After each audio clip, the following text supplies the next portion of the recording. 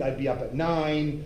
It was all over the map. Well, the problem with that is your body doesn't know what to, who to, what to, where to, how. It doesn't know when to release, what, right? It doesn't know melatonin, serotonin. I don't know what we're doing, right? So does that make sense?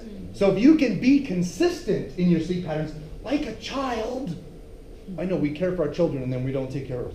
So the 7-11 plan is what my wife and I employ. We try to be in bed by 11 something and we're up at 7 something, right?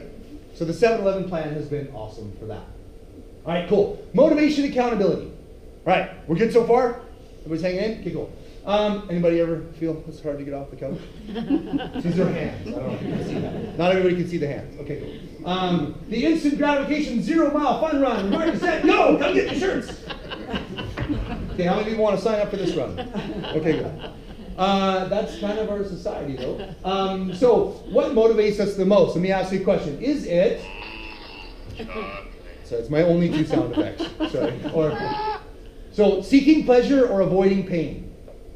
How many people think human beings do more to seek pleasure? Okay. How many people think we do more to avoid pain? Yeah. So, and how many people won't put up their hand no matter what I ask? Okay, good. Perfect. So, statistically, it shows that avoiding pain, 3 sound effects, that's it, I'm no more done. Avoiding pain, we will do more to avoid pain than seek pleasure. Now, there are some of us that are aliens. Some of us are in the room because I will kill myself in a race to get to the pleasure of a $3 medal around my neck. Anybody? Right? So, we're a little odd. We're a little stranger than the average population. But as a rule, most people will do more to avoid pain than they will to seek pleasure. Now, with the general population, when it comes to exercise and taking care of yourself, why do you think that could be a problem? Right? Because training for a marathon is, you could argue, painful. And you're sore for a couple days, and there's a blister. And when I tell people I've lost 7 toenails in a race, they look at me like I've got alligator ears. So that could be the challenge, couldn't it? How many of you have ever been a smoker and quit? It's one of the hardest things in the world because quitting is painful and having one is pleasurable. It's opposite, even more so than eating right and exercise. And eating right is painful because if I say, let's go for wings and beer, no, I can't. That's painful to say for people. I don't drink, but I can imagine, right? Or if somebody said, Scott, do you want some cake and a donut? I'm like, oh, I hate being healthy, right? So that's our challenge that we have to contend with. Now, overtraining comes into this as well because overtraining says, thou shalt not run. But I love running. That's painful to even suggest it. However, being broken is also painful. Do you see the challenge here? So we need to make sure that we can associate pleasure with giving our body a chance to rest and pain with not doing something we love, and that's a flip.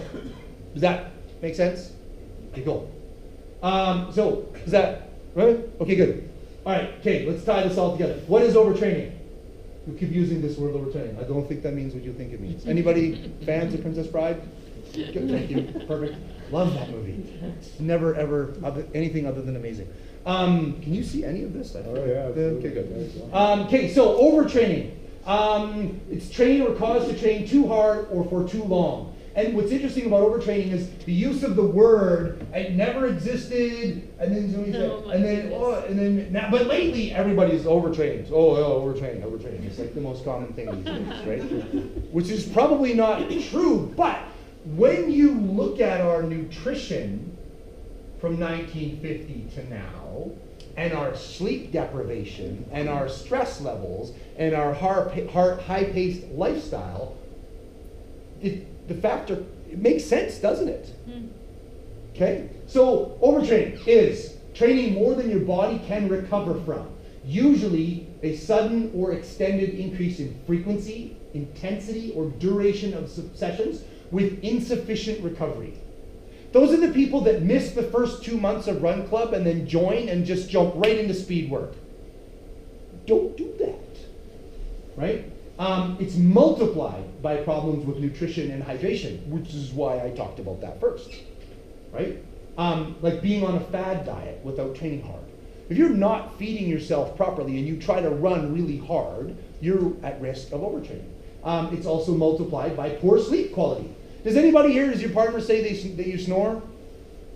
Okay, so I love my wife, married almost 26 years, and she snores. And we had her sleep tested, and she has sleep apnea. She basically she struggles 13 times an hour to not die all night. So that's hard on you. And your body is utilizing glucose or glycogen, carbohydrates as a fuel source all night long to not die. So she's got a little weight to lose because she's busy not dying all night. So now she looks like Darth Vader. She's got the thing with the hose, and she's getting great sleep, and she's losing fat. It's great, right? So how well you sleep matters, right? It's something to be taken seriously. If you're getting into overtraining and you're training hard, and you go to sleep, you're like, man, I just wake up and I feel exhausted. Well, maybe you weren't sleeping well. And they have a little test you put on. It's really easy, it doesn't cost anything, and they monitor what your heart, everything does all night, and then you'll know if you have sleep apnea. It's a really better idea to get that fixed. Does that make sense? Cool. Okay, overtraining is also hard to diagnose. There's no test for it. It's really individual. But the symptoms are, okay, muscle joint tenderness, tiredness, tightness, decreased performance, increased rate of overuse injuries, insomnia or disturbed sleep patterns, body weight loss, nausea, decreased appetite, allergic reactions, elevated heart rate and blood pressure, headaches, colds, persistent upper respiratory tract infections, training fatigue, lethargy, changes in menstrual patterns, decreased coordination, decreased heart rate at given level of training intensity by about 5 beats a minute, decreased strength, decreased maximal heart rate, just can't give it up anymore. What? Nothing. Irritability, moodiness, emotional instability, depression, elevated basal metabolic rate, lack of enthusiasm for training, anxiousness, lack of concentration. I gotta be at the end, I am. How many of you like, oh my God, I'm some of those? Right? Okay, at any point you're gonna be some of them, but the question is, are you a lot of them? And then that's when you really start to need to worry about overtraining. Does that make sense? Cool. I'll save this as a PDF and send it to you, and you can, whatever. Right? And palpitations. I forgot the diminished sex drive. What? Yeah, that too. And fear of training. Like you just don't want to train anymore. That's overtraining, right? Running is wonderful. You should really be excited about running. Okay, cool. Well, now what? If you got all that, what do you do? What do you do if you're overtrained? Well, you're gonna have to take a day off. But actually, it's 5 days. You need to take, if you're overtrained and all that's going on for you, it's like 5 days of nothing, no running. After 2 weeks of no running, you're only going to lose 3% of your running fitness if you're a consistent runner. That's like 30 seconds on a 5K. So if you actually are fully, seriously overtrained, you've been nagging Achilles tendon thing or a calf thing or a hip thing or whatever, and it's not getting better, you've done physio and acupuncture, massage, you need to take a little time off. Does that make sense? Yeah? Okay? Because, oh my God, not running! What? Does anybody, if I tell you can't run? Yeah, so. And you need to eat and drink a lot. Woo! You do. You need to feed your body to let it heal. Right? You don't go to the all-you-can-eat buffet and make them broke. Like, it's not that. But, right? Has anybody done that? You've gone to Vegas and it's like $60 for the buffet and you're like, fine. Yeah, challenge accepted. You're not making money on me today. Anyone? Just me? Okay. All right, good stuff. Yeah, and you gotta sleep. I love that one. Okay, so the recovery process sounds pretty good, eh? Like, so who wants to take 2 weeks off and eat? Okay, I know, it sounds good. Like, maybe, oh yeah, I'm overtrained, doctor said. Wait a minute. So, but maybe do that before you get overtrained. Maybe get some sleep and take a day off once in a while and eat well before. Preventative, right? Cool. What not to do. This is my favorite one. So, anybody eat energy drinks? Anyone?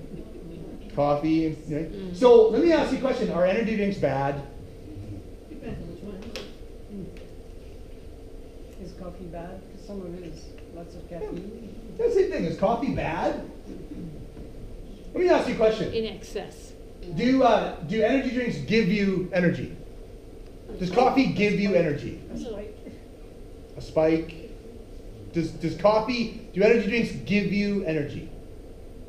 Well, some energy drinks have a lot of sugar in them.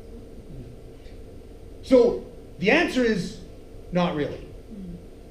They are stimulants. Coffee and energy drinks are stimulants. They force your body to release energy. They don't actually give you any. So if you take something that kicks your endocrine system in the arse and tells your thyroid and your adrenal glands to reduce norepinephrine into the system, you're exhausted, what are you doing? You're beating an exhausted horse. It's not going to go anywhere. How many of you have had like an energy drink or like 2 cups of coffee and you still just had a nap? Right? Because that's overtraining, right? When you take a stimulant and it not only does not stimulate you, but you're still even more exhausted, that is called a clue. Right? If you have an energy drink, you should want to climb up and investigate the bolts on the ceiling to see if they're dusty. Right? They should make you, so, because what's in an energy drink? So there's all kinds of stuff and they all are different, but what's fascinating is, so they've all got caffeine and taurine. And caffeine ranges from 2 large coffees to 6 large coffees, depending on which one you buy, right? Which is a lot in one thing. Now, and then taurine, I think, is fascinating. And taurine is always 1,000 milligrams. Does anybody know what taurine is used for in high doses? It's actually quite fascinating. It's used with people that have epilepsy to stop facial tics, right? So why would I put 1,000 milligrams of taurine in a Red Bull? Because if I didn't, I'd look like this, and it doesn't look cool on a commercial. It's to calm your face down. Because you just had a whole day's worth of coffee in a can. And that's just not appropriate, right? True story, and I know we're right on 6:30. I had a young fellow that worked for me, 19 years old, and since the time he was like 18, I mean, it was his dad, so he's not going to listen to me, but he would drink 3 Red Bulls or Amps or Rockstars a day. And I kept saying, you got to stop doing that. Yeah, it's fine. I don't even notice him anymore. And he had a heart attack at 19, driving home from university. He crashed into the ditch. He's okay, but he's never allowed to drink energy drinks again. You can't. That's like driving a Ferrari to Calgary in first gear at 180. Like, oh, yeah, you might not make it to Calgary before you blow the motor, right? We gotta be nice to our body. I'm a little passionate, sorry. And then there's usually B vitamins and then sugar, as you mentioned. So sugar is like literally the only thing that gives you energy in an energy drink, and a lot of them now are sugar-free, which is actually worse, right? Okay, so if you don't take care of your body wherever you live, because that's an interesting question. I've been a personal trainer for 20 years, and I've owned my gym in Sylvan for 16. And the number of people that come in, I'm like, you're not taking care of yourself. Where do you think you're going to live in 5 years? Like, this isn't going to continue if you keep. Okay, cool. Cool. Yeah, it's okay to take a break. It really is. So this is the last slide, and basically, do you have any questions for me? Stunned silence. Either I really did a really good job, or you just guys can't wait to run. That's it? Yeah, it's good. Thank you. Thanks for your attention. All right, let's go run.